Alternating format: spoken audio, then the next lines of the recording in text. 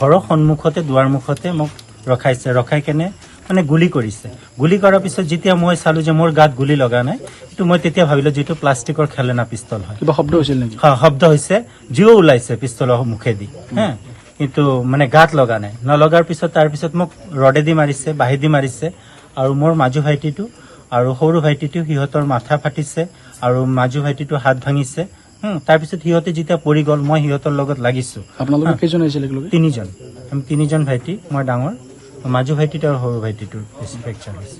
স্বাধীনতা দিৱসৰ আগমুহূৰ্তত বেয়া পৰিস্থিতি এটা সন্মুখীন হৈছে, আমি উপলব্ধি কৰিব পাৰিছোঁ। তো আপোনাৰ কুমাৰীকেইটা বজাৰত ব্যৱসায় কৰা নিত্যানন্দ দাস, কৰ্ণেল দাস আৰু বিবেক দাস, এই তিনিজন ভাই ককায়ে কুমাৰীকেইটা বজাৰত জুৱেলাৰী দোকানে ব্যৱসায় কৰি আছিলে, আৰু সন্ধিয়া সময়তে দোকান পোহৰ বন্ধ কৰি ঘৰমুৱা হৈ দক্ষিণ কুমাৰীকেইটা ঘৰ ওচৰ পোৱাৰ আগমুহূৰ্তত কিছু দুৰ্বৃত্ত বুলি ক'ব লাগিব, দুৰ্বৃত্তই আগুৰি ধৰি প্ৰহাৰ কৰিছে। আৰু আমি ইতিমধ্যে আগতীয়াকৈ গম পাইছিলো যে যিহেতু উৰাবাতৰি শুনিছিলে যে পিস্তলেৰে গুলি কৰিছিলে।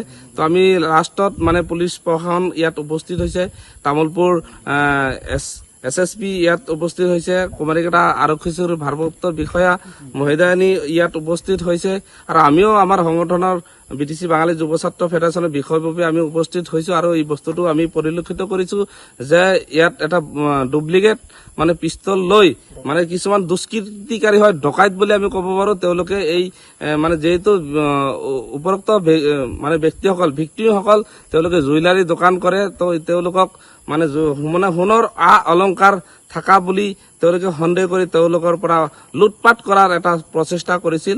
তো এই ক্ষেত্ৰত আমি সদৌ BTC বাঙালী যুৱ ছাত্ৰ ফেডাৰেশ্যনক আমাৰ তামোলপুৰ জিলা সমিতিৰ পৰা তীব্ৰভাৱে গৰিহণা জনাইছো, আৰু তামোলপুৰ পুলিচ প্ৰশাসন আৰু লগতে কুমাৰীকেইটা আৰক্ষী চৌকীৰ ভাৰপ্ৰাপ্ত বিষয়া আমি অনুৰোধ জনাইছো, অনতি পলমে এই কাৰ্যত জড়িত মানে দুৰ্বৃত্তসকলক অনতি পলমে কৰায়ত্ব কৰিব লাগে, তাৰে আমি দাবী জনাইছো।